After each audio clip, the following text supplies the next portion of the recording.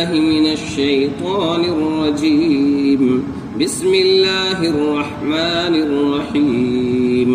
يا أيها الذين آمنوا لا تدخلوا بيوت النبي إلا أن يؤذن لكم إلى طعام غير ناظرين إناه ولكن إذا دعيتم فادخلوا فإذا طعمتم فانتشروا ولا مستأنسين لحديث إن ذلكم كان يؤذي النبي فيستحيي منكم والله لا يستحيي من الحق. وإذا سألتموهن متاعا فاسألوهن من وراء حجاب ذلكم أطهر لقلوبكم وقلوبهن. وما كان لكم أن تؤذوا رسول الله ولا أن تنكحوا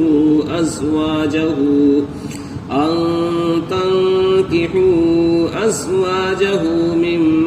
بعده أبدا إن ذلكم كان عند الله عظيما. ترجمہ: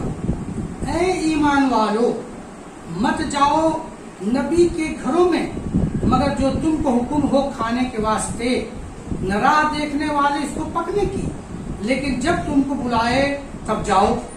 پھر جب کھا چکو تو آپ کو چلے آؤ، اور نہ آپس میں جی لگا کر بیٹھو باتوں میں، اس بات سے تمہاری تکلیف تھی نبی کو، پھر تم سے شرم کرتا ہے اور اللہ شرم نہیں کرتا ٹھیک بات بتلانے میں. اور جب مانگنے جاؤ بیویوں سے کچھ چیز کام کی تو مانگ لو پردے کے باہر، اس میں خوب ستھرائی ہے تمہارے دل کو اور ان کے دل کو، اور تم کو نہیں پہنچتا کہ تکلیف دو اللہ کے رسول کو، اور نہ یہ کہ نکاح کرو اس کی عورتوں سے اس کے پیچھے کبھی، البتہ یہ تمہاری بات اللہ کے ہاں گناہ ہے. خلاصہ تفسیر: اے ایمان والو، نبی صلی اللہ علیہ وسلم کے گھروں میں بے بلائے مت جایا کرو، مگر جس وقت تم کو کھانے کے لیے یعنی آنے کی اجازت دی جائے تو جانا مذائقہ نہیں، مگر تب بھی جانا ایسے طور پہ ہو کہ اس کھانے کی تیاری کے منتظر نہ رہو، یعنی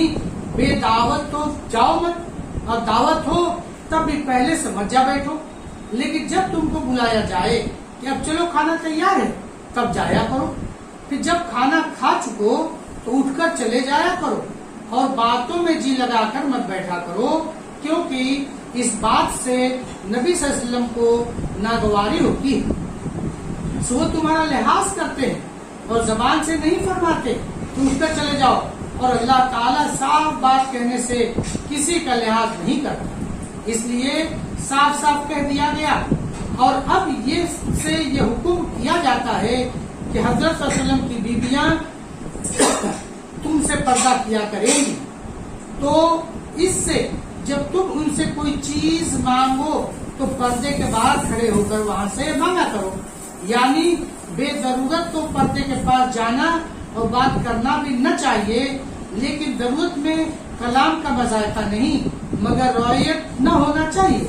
یہ بات ہمیشہ کے لیے تمہارے دلوں اور ان کے دلوں کو پاک رہنے کا عمدہ ذریعہ ہے، یعنی جیسا اب تک جانبین کے دل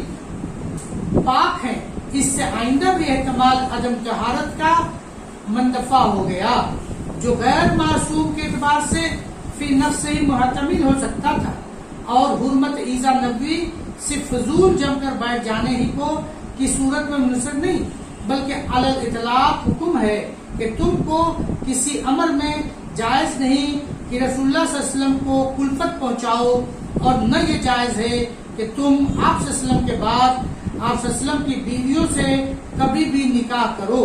یہ خدا کے نزدیک بڑی بھاری معصیت کی بات ہے، اور جس طرح یہ نکاح جائز ہے ناجائز ہے ایسے ہی اس کا زبان سے ذکر کرنا یا دل میں ارادہ کرنا سب گناہ ہے۔ معارف و مسائل، آیات مذکورہ میں اسلامی معاشرت کے چند آداب و احکام کا بیان ہے، جس کا تعلق سابقہ آیات سے یہ ہے کہ جو آداب ان آیات میں تلقین کیے گئے وہ ابتداءً حضرت صلی اللہ علیہ وسلم کے مکان اور آپ صلی اللہ علیہ وسلم کے ازواج رضی اللہ عنہ کے بارے میں نازل ہوئے ہیں، اگرچہ حکم ان کا آپ صلی اللہ علیہ وسلم کی ذات کے ساتھ مخصوص نہیں۔ پہلا حکم دعوت طعام اور مہمان کے بعض آداب، اس میں دعوت طعام اور مہمانی کے متعلق 3 احکام کا بیان ہے، اور حکم اگرچہ سب مسلمانوں کے لیے عام ہے، مگر سبب نزول چونکہ خاص واقع رسول اللہ صلی اللہ علیہ وسلم کے مکان میں ہوا، اس لیے عنوان میں بیعت النبی کا ذکر فرمایا گیا۔ پہلا یہ ہے کہ نبی صلی اللہ علیہ وسلم کے مکان میں بغیر اجازت داخل نہ ہو۔ دوسرا ادب یہ ہے کہ جب داخل ہونے کی اجازت بلکہ کھانے کی دعوت بھی ہو تو وقت سے پہلے آ کر کھانا تیار ہونے کے انتظار میں نہ بیٹھ جاؤ۔ تیسرا ادب یہ ہے کہ کھانے سے فارغ ہو جاؤ تو اپنے اپنے کاموں میں منتشر ہو جاؤ، دعوت گھر میں باہم باتیں کرنے کے لیے جم کر نہ بیٹھو۔ دوسرا حکم عورتوں کے پردے کا، اس میں بھی اگرچہ سبب نزول کے خاص واقعے کے بنا پر بیان اور تعبیر میں خاص ازواج مطہرات کا ذکر ہے، مگر حکم ساری امت کے لیے عام ہے۔ خلاصہ حکم کا یہ ہے کہ عورتوں سے اگر دوسرے مردوں کو کوئی استعمال کی چیزیں، برتن، کپڑا وغیرہ لینا ضروری ہو تو سامنے آ کر نہ لیں، بلکہ پردے کے پیچھے سے مانگے، اور فرمایا کہ یہ پردے کا حکم مردوں اور عورتوں دونوں کے دلوں کو نفسانی وساوس سے پاک رکھنے کے لیے دیا گیا ہے۔ پردے نسواں کی خاص اہمیت، اس جگہ یہ بات قابل نظر ہے کہ پردے کے احکام جن عورتوں اور مردوں کو دیے گئے ہیں، ان میں عورتیں تو ازواج مطہرات ہیں جن کے دلوں کو پاک صاف رکھنے کا حق تعالیٰ نے خود ذمہ لے لیا ہے۔ دوسری طرف جو مرد مخاطب ہیں وہ حضرت صلی اللہ علیہ وسلم کے صحابہ کرام ہیں، جن میں بہت سے حضرات کا مقام فرشتوں سے بھی آگے، لیکن سب امور کے ہوتے ہوئے ان کے طہارت قلب اور نفسانی وساوس سے بچنے کے لیے یہ ضروری سمجھا گیا کہ مرد و عورت کے درمیان پردہ کرایا جائے۔ آج کون ہے جو اپنے نفس کو صحابہ کرام کے نفوس سے پاک اور اپنی عورتوں کے نفوس کو ازواج مطہرات کے نفوس سے زیادہ پاک ہونے کا دعویٰ کر سکے اور یہ سمجھے کہ ہمارے اختلاط عورتوں کے ساتھ کسی خرابی کا موجب نہیں ہے۔ ایک واقعہ حضرت انس رضی اللہ عنہ کے روایت سے صحیح بخاری میں آیا ہے کہ حضرت انس رضی اللہ عنہ نے فرمایا کہ آیت حجاب کی حقیقت سے میں سب سے زیادہ واقف ہوں، کیونکہ میں اس وقت واقعے کے میں حاضر تھا جبکہ حضرت زینب بن حبش رضی اللہ عنہ نکاح کے بعد رخصت ہو کر حرم نبی صلی اللہ علیہ وسلم میں داخل ہوئیں اور مکان میں آپ صلی اللہ علیہ وسلم کے ساتھ موجود تھی۔ آپ صلی اللہ علیہ وسلم نے ولیمے کے لیے کچھ کھانا پکوایا اور لوگوں کو دعوت دی۔ کھانے کے بعد کچھ لوگ وہیں جم کر آپس میں باتیں کرنے کے لیے بیٹھ گئے۔ ترمذی کی روایت میں ہے کہ حضرت صلی اللہ علیہ وسلم بھی وہیں تشریف رکھتے تھے اور ام المومنین زینب رضی اللہ عنہا بھی اس تیسری جگہ موجود تھی جو حیا کی وجہ سے دیوار کی طرف اپنا رخ پھیرے ہوئے بیٹھی تھی۔ ان لوگوں کے اس طرح دیر تک بیٹھے رہنے سے رسول اللہ صلی اللہ علیہ وسلم کو تکلیف ہوئی۔ آپ گھر سے باہر تشریف لائے اور دوسرے ازواج مطہرات کے پاس ملاقات و سلام کے لیے تشریف لے گئے۔ جب آپ پھر گھر میں واپس آئے تو یہ لوگ وہی موجود تھے۔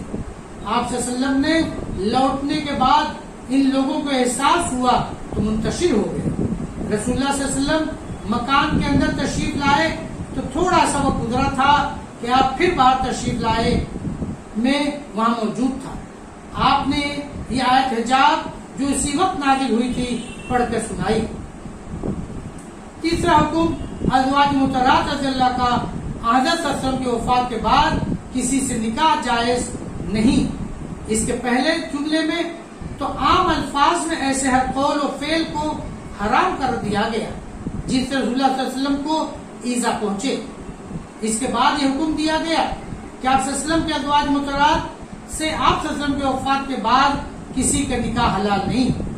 آیت مذکورہ میں جتنے احکام آئے ہیں ان میں اگرچہ خطاب رسول اللہ صلی اللہ علیہ وسلم اور ازواج مطہرات کو ہوا ہے مگر حکم عام ہے ساری امت کے لیے، بجز اس آخری حکم کے عام امت کے لیے قانون یہ ہے کہ شوہر کی وفات کے بعد جب عدت گزر جائے تو اس کی بیوی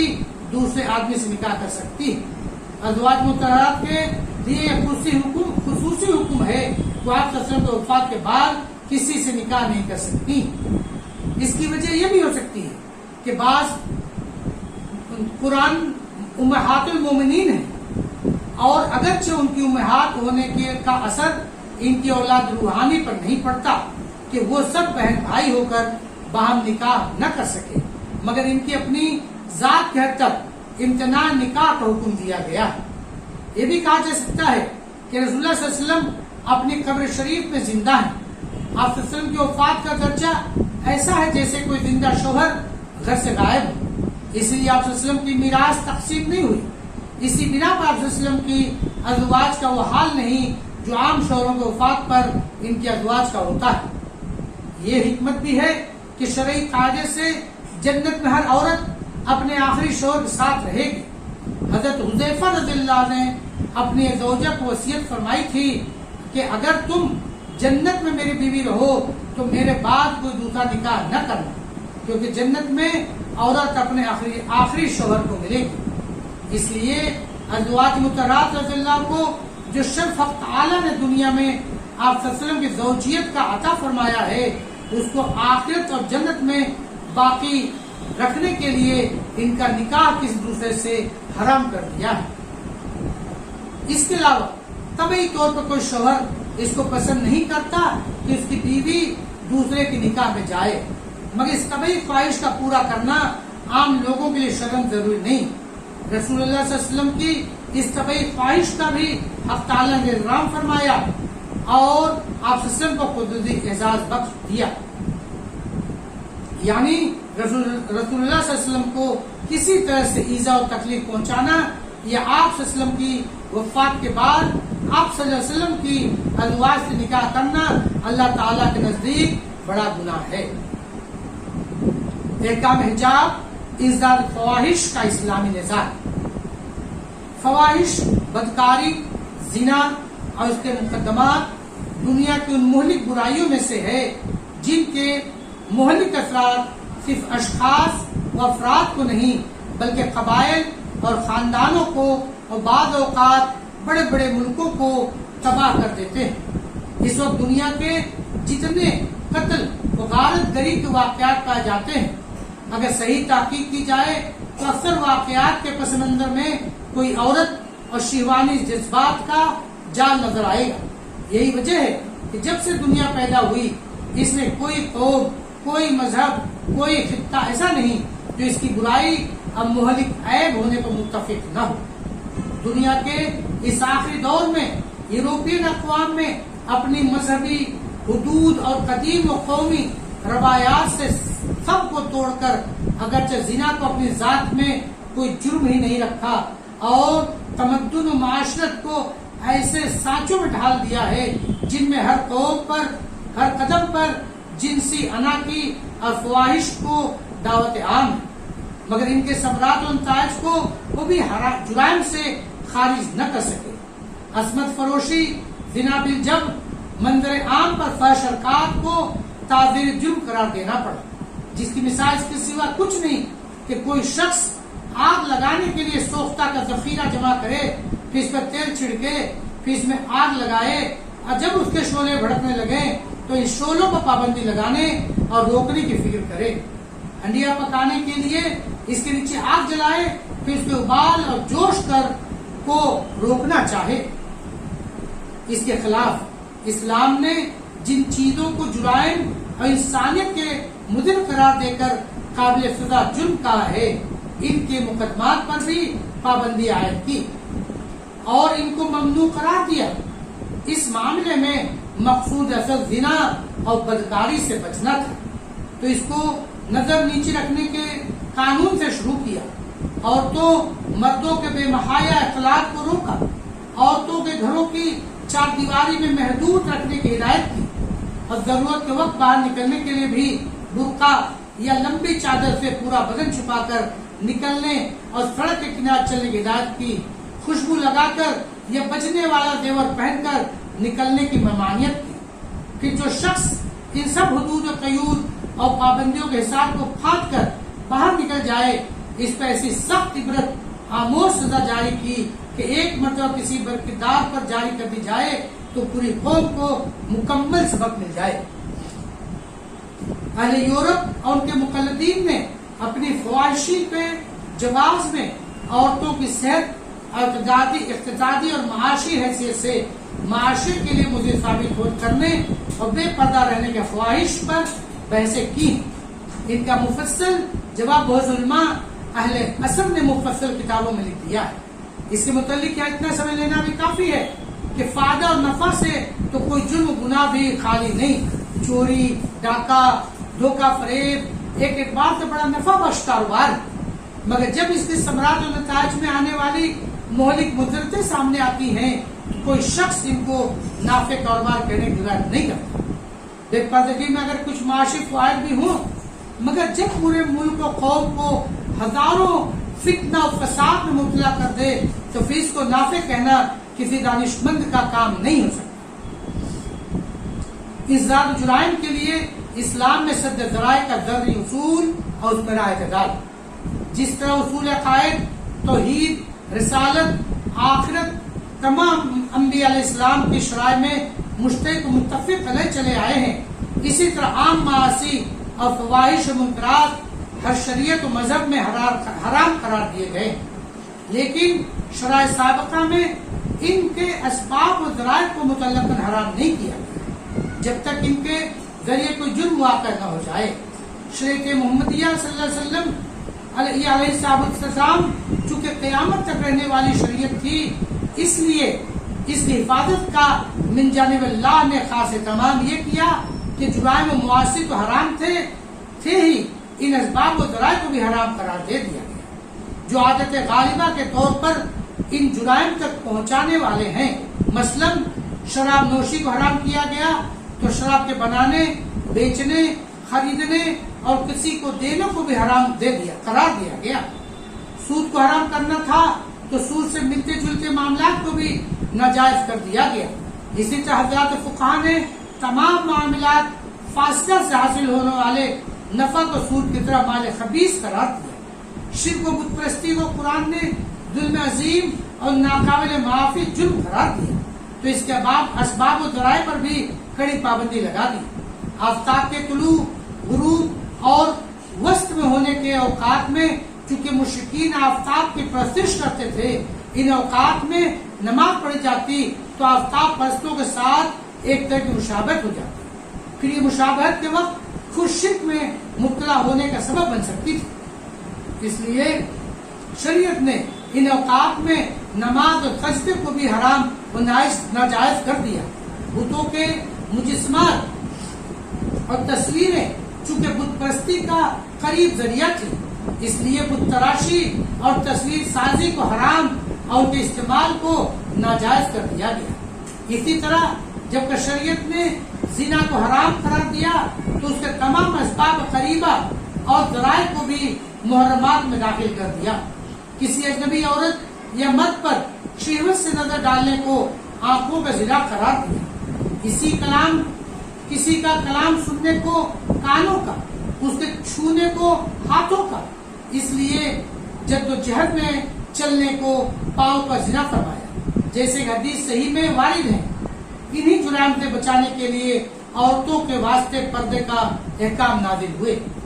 مگر اسباب ذرائع کا قریب و بعید ایک طویل سلسلہ ہے۔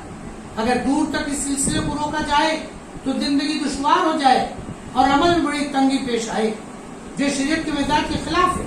قرآن کریم کا اس کے بارے میں کھلا ہوا اعلان ہے، یہ ہے ما جعل علیکم فی الدین من حرج، یعنی دین میں تمہارے اوپر کوئی تنگی نہیں ڈالی گئی۔ اس لیے اسباب و ذرائع کے معاملے یہ حکیمانہ فیصلہ کیا گیا تو جو افعال و اعمال کسی معصیت کا ایسا سبب قریب ہو کہ عام عادت کے اعتبار سے اس کا ارتکاب کرنے والا اس معصیت میں ضرور مبتلا ہو ہی جاتا ہے، ایسے اسباب قریبہ کو شریعت اسلام نے اصل معصیت کے ساتھ ملحق کر کے ان کو حرام قرار دیا، اور جو اسباب بعیدہ ہیں کہ ان کے عمل میں لانے سے معصیت میں مبتلا ہونا عادتاً لازم و ضروری تو نہیں مگر کچھ نہ کچھ دخل معصیت میں ضرور ہے، ایسے اسباب و ذرائع کو مکروہ قرار دیا۔ جو اسباب ان سے بھی زیادہ آباد ہیں کہ معصیت میں ان کا دخل شاذ و نادر ہے، ان کو نظر انداز کر کے مباحات میں داخل کر دیا۔ پہلے مسئلے کی مثال شراب فروشی ہے کہ شراب نوشی کا سبب قریب ہے، اس کو بھی شریعت نے اسی طرح حرام قرار دیا جسے شراب نوشی حرام ہے۔ کسی غیر عورت کو شہوت کے ساتھ ہاتھ لگانا اگرچہ عین زنا نہیں مگر اس کا سبب قریب ہے، شریعت نے اس کو اسی طرح حرام قرار دے دیا۔ اور دوسرے مسئلے کی مثال یہ ہے کہ کسی ایسے شخص کے ہاتھ انگور فروخت کرنا جس کے متعلق معلوم ہے تو اس سے شراب ہی بناتا ہے، اس کا پیشہ یہی ہے، یا اس سے نے صراحتاً کہہ دیا ہے کہ میں اس کام کے لیے خرید رہا ہوں، اگرچہ شراب فروشی کے درجے میں حرام تو نہیں مگر مکروہ و ناجائز یہ ہے۔ یہی حکم سنیما گھر بنانے یا سودی بینک چلانے کے لیے زمین مکان کرائے پر دینے کا ہے کہ معاملہ تو وقت جب معلوم ہو کہ اس مکان کو ناجائز کام کے لیے لے رہا ہے تو کرائے پر دینا مکروہ تحریمی اور ناجائز۔ تیسرے درجے کی مثال یہ ہے کہ عام لوگوں کے ہاتھ انگور فروخت کیے جائیں جن میں یہ بھی ممکن ہے کہ کوئی شخص ان سے شراب کشید کر لے مگر نہ اس نے اس کا اظہار کیا نہ ہمارے علم میں ایسا شخص ہے جو شراب کشید کرتا ہے، تو شرعاً اس طرح کی بھی وہ شراب مباح تو جائز قرار دی گئی۔ وآخر دعوانا ان الحمدللہ رب العالمین۔ السلام علیکم ورحمۃ اللہ وبرکاتہ۔ Subscribe now and press the bell icon. Never miss an update.